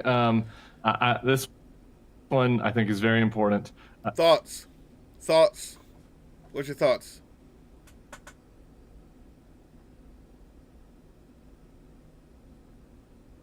Well, it's astute, brief, to the point. I guess it might appeal to a potential wobbly Republican. Right. Timmy is a former Republican. Yep, and he loves it. I think that was enough. No, that was a taste. Okay. I can't get my chat up for some reason, so you're going to have to let me know what they're saying in the chat. We're going to see another one, but I want to give this a few seconds. I want to know what everybody thinks. Sonia, chime in with what you think. Darla, if you're still here, please. As a matter of fact, Darla, it's important for you to chime in. There's something here that I want to make sure that we're talking about. Okay? Chime in. I'm going to show that commercial one more time. I want everyone to tell me what they think. Honest opinion. Are they excited by that? Did that motivate them? Did they feel, not only did it motivate you, let's be political about it. Will that catch the people who they're supposed to catch? Is that a good commercial? Is she using that money wisely? I want to know everybody's opinion. Talk about immigration. Kamala Harris has spent decades fighting violent crime. As a border state prosecutor, she took on drug cartels and jailed gang members for smuggling weapons and drugs across the border. As vice president, she backed the toughest border control bill in decades. And as president, she will hire thousands more border agents and crack down on fentanyl and human trafficking. Fixing the border is tough. So is Kamala Harris. I'm Kamala Harris, and I approve this message. There we go. We're in business with the. He loves it. He loves it. And that's not a bad thing, because one thing I know about Republicans is for some reason they seem to be the only one who know how to make daggone commercials out here. So, true. So I want to know what you guys think about that. Thoughts? Come on, guys, don't be shy. If you don't have anything to say, that's what's up. I'll let it go. Angela says border isn't at the top of her list, so it does nothing for her. What do you think about the messaging? What do you think about will it people in swing states where that's being played, will that help change their mind? Is it strong enough? Is it good enough? Does it say the right things? What do you think? All right, you guys think about that. I'm going to play the next one, and then I will give you my actual full response. I just want to know what everyone else is thinking first.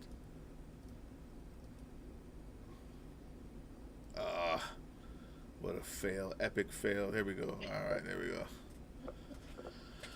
go. All right, here comes the second one, guys.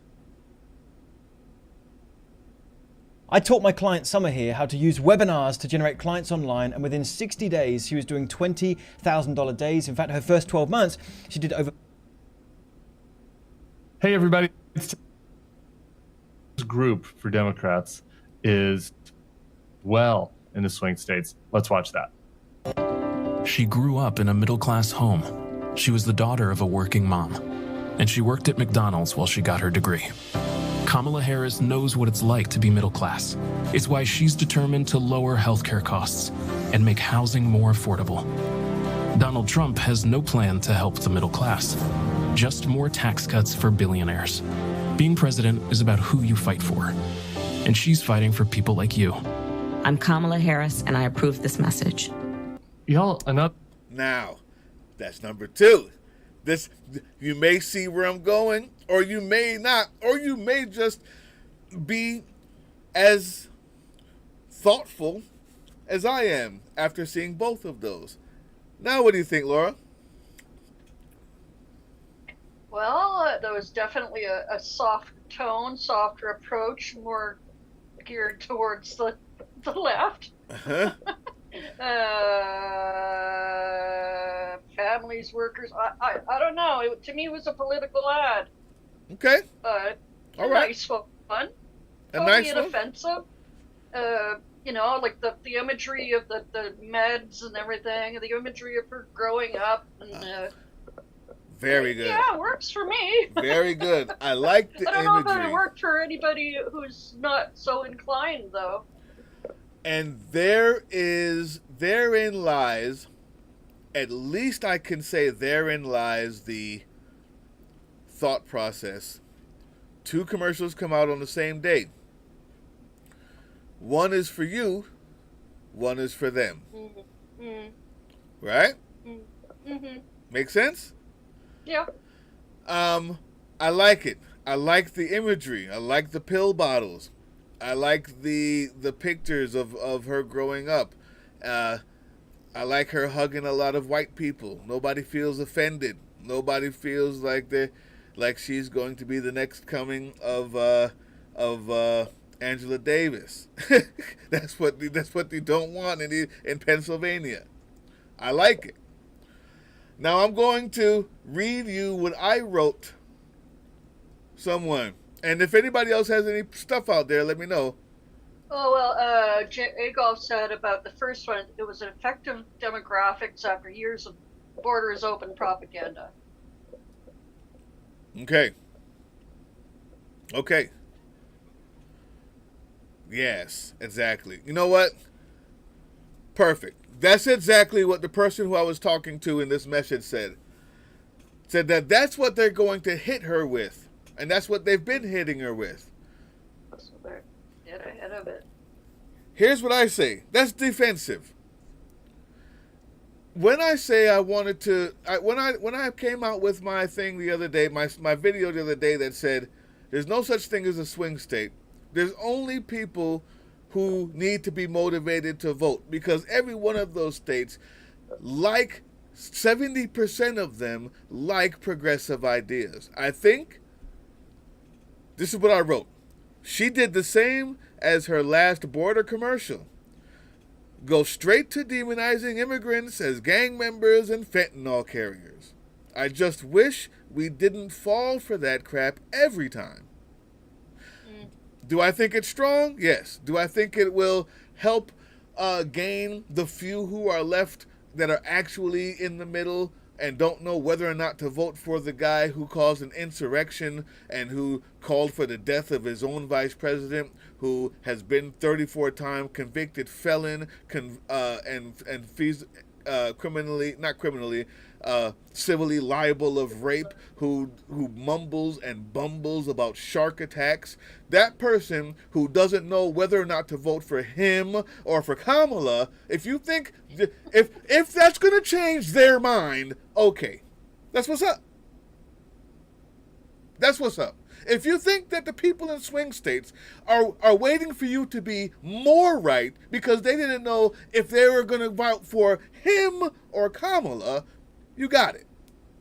I say the people that are in swing states that don't know if they're voting for Trump or Kamala is only because they're stupid and ignorant and don't watch TV and don't watch news and don't care about any of this, or they need to be motivated because they see that the Democrats, or the person who's not the shark guy, who's not the rapist, who's not the insurrectionist, who's not the porn star boner, who's not the guy who cheats on his wife, who's not the guy who wants to fuck his daughter, who's not that guy, they just want to know that the other person isn't also that. That's what I think. Does that make sense?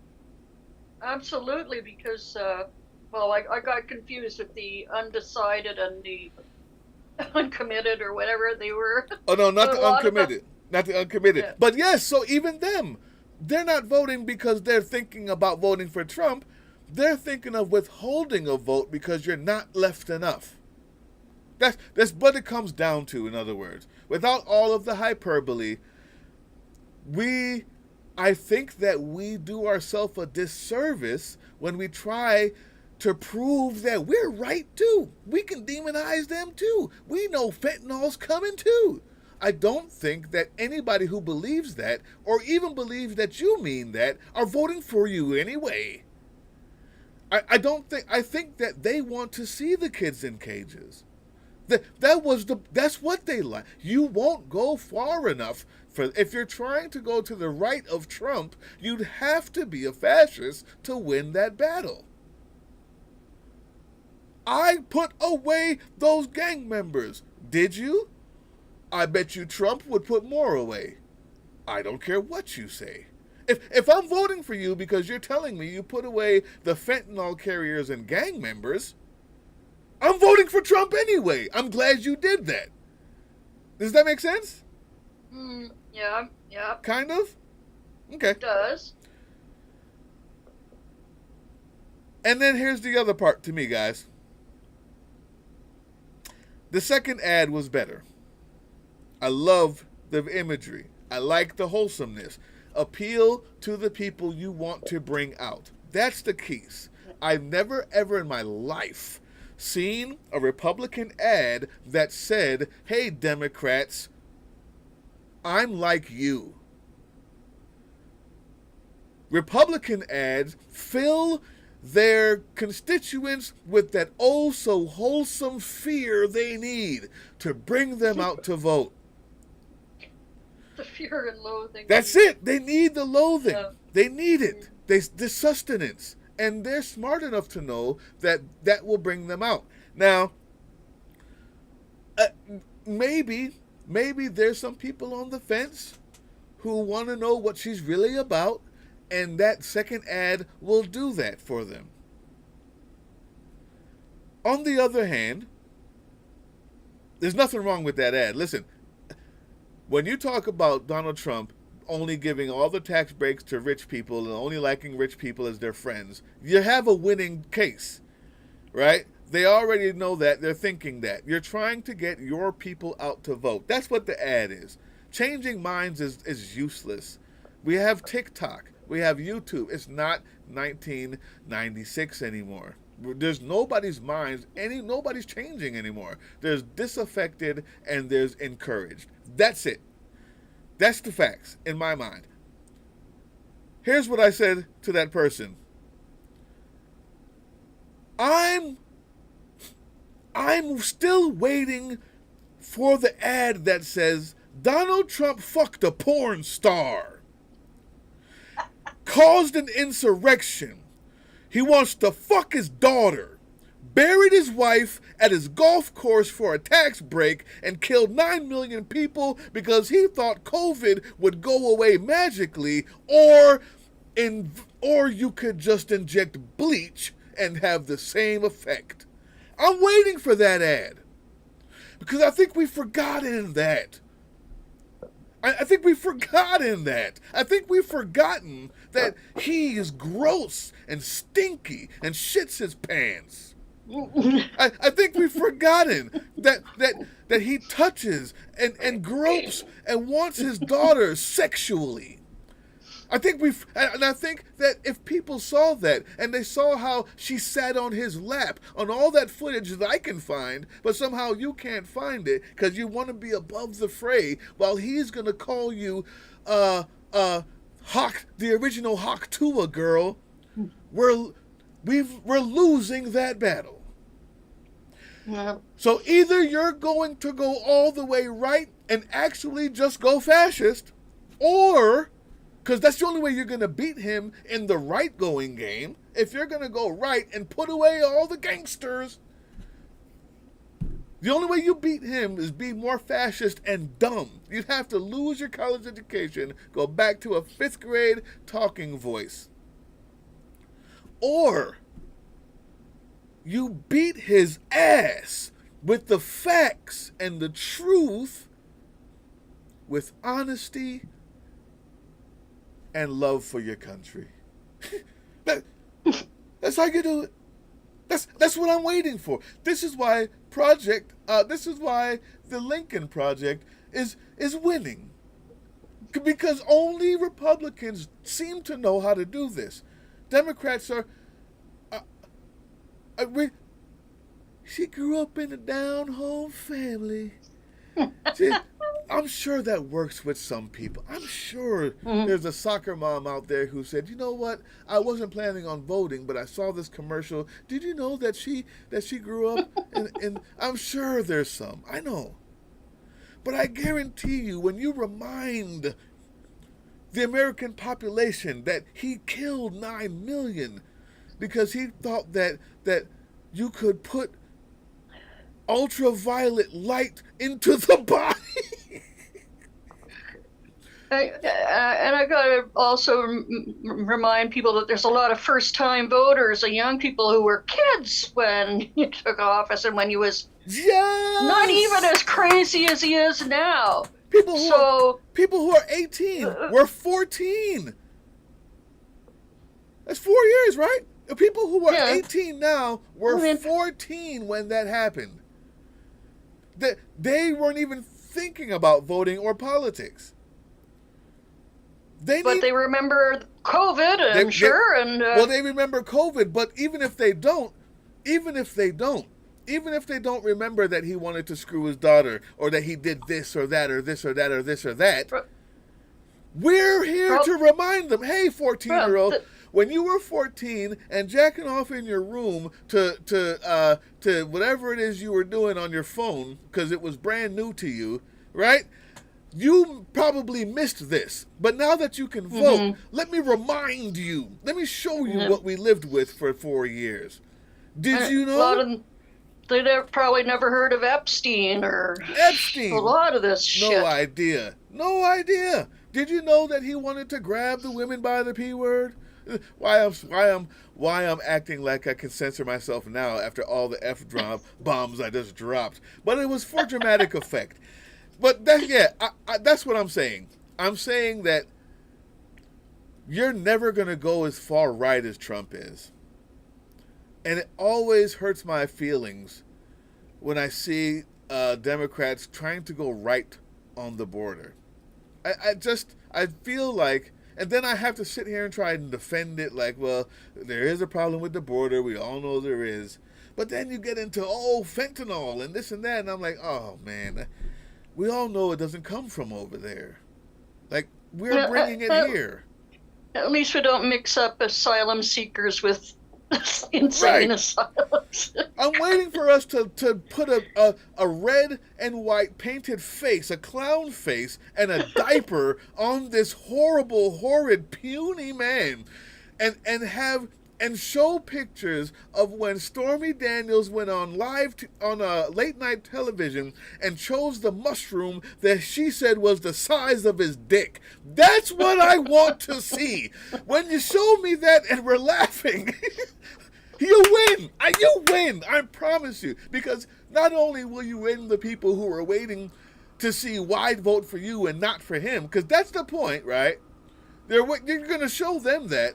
But you're also going to get him to do something so stupid and deranged and off the wall, he will lose it for himself. Can you imagine when he sees that commercial? Come on. I mean, the freak out he had yesterday, the emergency press conference, was because he saw a bad poll. If he sees a tiny mushroom in his face every day, wow. I'm telling you. And you know what? Obviously, if I'm going too far, fine. You don't understand what I'm saying. You don't have to be like me, but the Lincoln Project does it every day. They find a way somehow to remind you of the fear that you need to have, of the healthy, wholesome fear that you should have. Right? It's healthy. It's wholesome. The fear you should have of this guy is not unearned. And we need to, it's still early. So I'm not saying, I want to stop this here at Georgia. It may not be,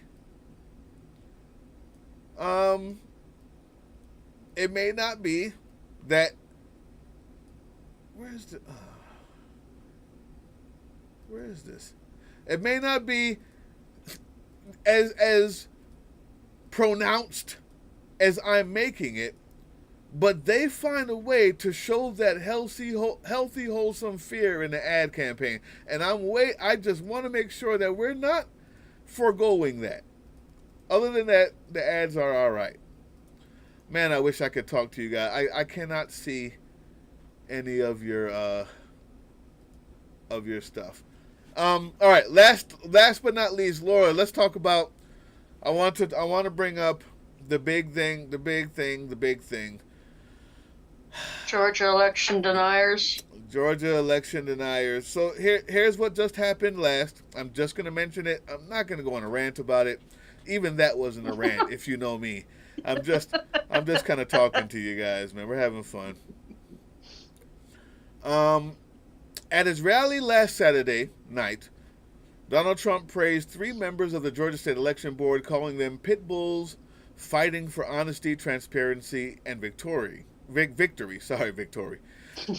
Trump lavished praise and attention on these members of the obscure state agency by name. That's strange.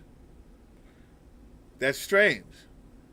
When you work for, I don't know if you guys know this, but some of you probably do. When you work for the elections board, your entire job is to not be friendly with any candidates. It's required. This guy is pumping his fist. He knows you by name? When did he talk to you? When did ex-President Bone Spur himself come down from Mar-a-Lago or call and speak to the local county election person? Fine. Reasonable inquiry, that is. Late yesterday, the board approved a new rule that seeks to expand the role and authority of County Board of Elections in the certification process. This new rule redefines the certification process to include reasonable inquiry into whether the results are complete and accurate. You'll be surprised to know that this vote to adopt this new rule was 3-2.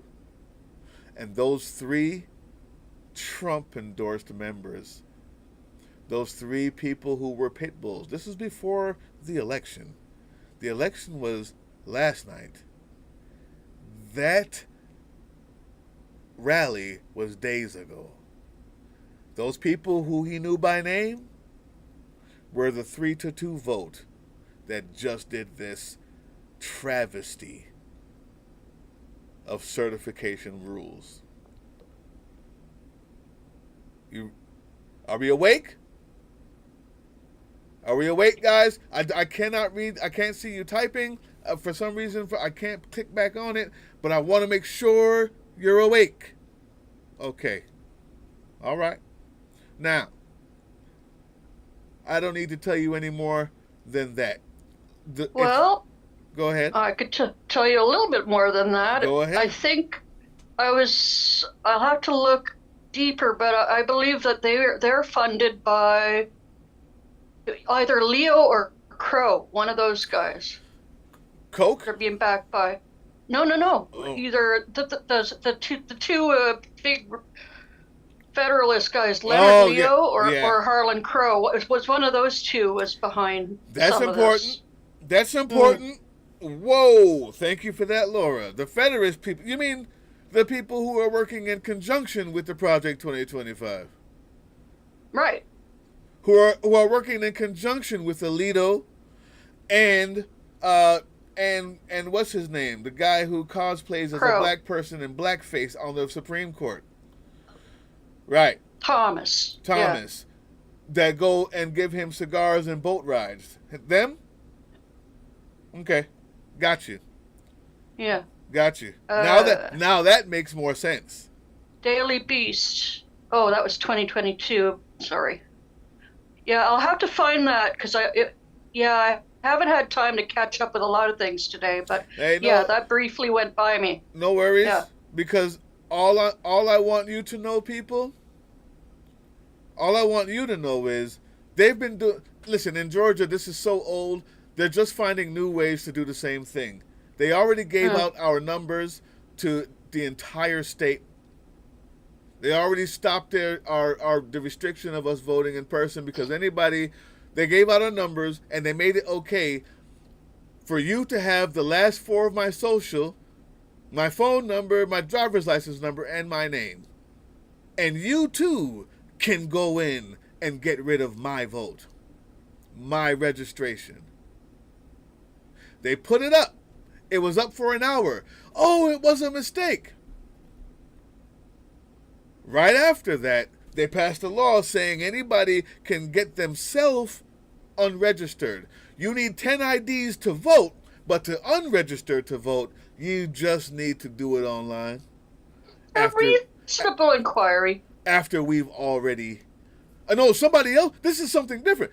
Somebody can inquire and get you off. Somebody can say, I think that this person doesn't belong on here, and that'll get you off. But then, now, after they put your number up for an hour by accident, anybody who took a screenshot of that, and your last name is Vasquez, your last name is Gonzalez, and they saw that, they have the last four, and now the law is you can go in and even do it yourself. So the person who took a screenshot of that can type in everything they just screenshotted and get you off. Are we awake? Are we awake? I know it's 1 a.m. I'm ending with this. I gotta stick the landing, guys. Right here. In the middle of your screen. Those 3 people will be on here. As well as Democracy Docket will give you all the other information you need. If you're not taking the screenshot yet, I'm asking you why. It's late. I need to go to bed.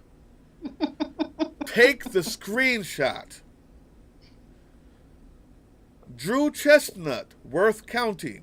Ben Johnson, Spalding County. Roy McLean, Spalding County. Kim Slaughter, Spalding County. Larry Brown, Pickens County. Dottie Kroll, Lumpkin County. Only Georgia has a place like Lumpkin. Jesus Christ. Larry Ewing, Jackson County. Jeff Hughes, Jackson County. Dr. Tom Smiley, Hall County. Alice Olenek, Gwinnett County. That's right up the road. Bridget Thorne, Fulton County. Julie Adams, Fulton County. Michael Heekin, Fulton County. Pam Peters, Floyd County. Gary Stamper, Floyd County. Anthony Lewis, DeKalb County, where I live. So I've already got my letter written and ready for all 3 factions. Anthony Lewis, DeKalb County. Nancy Jester, DeKalb County. Debbie Fisher, Cobb County. John Wallace, Cherokee County. Larry Hand, Cherokee County. Jeffrey Vance, Carroll County. And David Hancock, Gwinnett County. People, have you taken your screenshot yet? Thank you. I need you to go ahead, and we're talking about letters to the state. In Georgia, it's called the Secretary of State that deals with that. Wherever you are, you can petition federally. In Georgia, you find out this county, and you go to the county election board with a letter and a group of people that say, we know what's happening here, and these are the names that we know of, and we are telling you now, we're informing you that we will not allow any foolishness. There's nothing they can do for that. That's your job to do. It's your right. It's your duty as a citizen. It's a public building. After you give that notice, you hit me back on, you'll hit me back on politicaldrain@gmail.com. We'll have the names of this group of people that you have offline, and I will get in contact with you. That's all. That's it. Don't forget, join the channel. We got perks. We got live members only stuff. Tell them, Laura, and speaking of live members only stuff, we have a special guest. Special guest, Admin Tim from Sons of Angela B. This is for you. This is for you. Admin Tim from Sons of Liberty. This guy. Yeah, Tim, he's hot stuff. Yeah, man. Everybody's talking all about that, man. This is it, man. The Sons of Liberty. We are doing a joint show with him. Let me show this real quick. This morning we woke up to the swift-boating hypocrites talking about Tim Walz's military service, a man who spent 24 years serving his state and his country in the National Guard. I posted a video this morning, and predictably, I knew exactly what the canned jackass responses would be from the usual suspects. I knew it was coming. There's no hypocrisy and cognitive dissonance like MAGA hypocrisy. Yeah, These are the same MAGA motherfuckers that talk out of both sides of their mouth. MAGA is a disease that has robbed a lot of people of their dads, stolen by the hatred coming out of Fox News and OAN and Newsmax or whatever garbage outlets they have. Yeah, that's just a taste. We're partnering with them. Admin Tim will be here. It may be this week or next. We're meeting on Sunday to get everything finalized as far as what we're going to talk about. But you can be assured that part of what we're talking about is going to be media literacy. Oh, yeah. And it's going to be fun. It's going to be fun. I promise you, it's going to be fun. Go check them out. Tell them that we sent you. That's important. I want them to know. When you see Sons of Liberty, and you make sure that it's the one that has this, because there's a lot of other Sons of Liberty that's not, when you see it, it's not going to be what you think it is. This morning we woke up to the swift-boating hypocrites talking about... Yeah, they're going to be tough. But this Sons of Liberty has this. This is their look at it. This is what it looks like. No other one looks like that. Go there.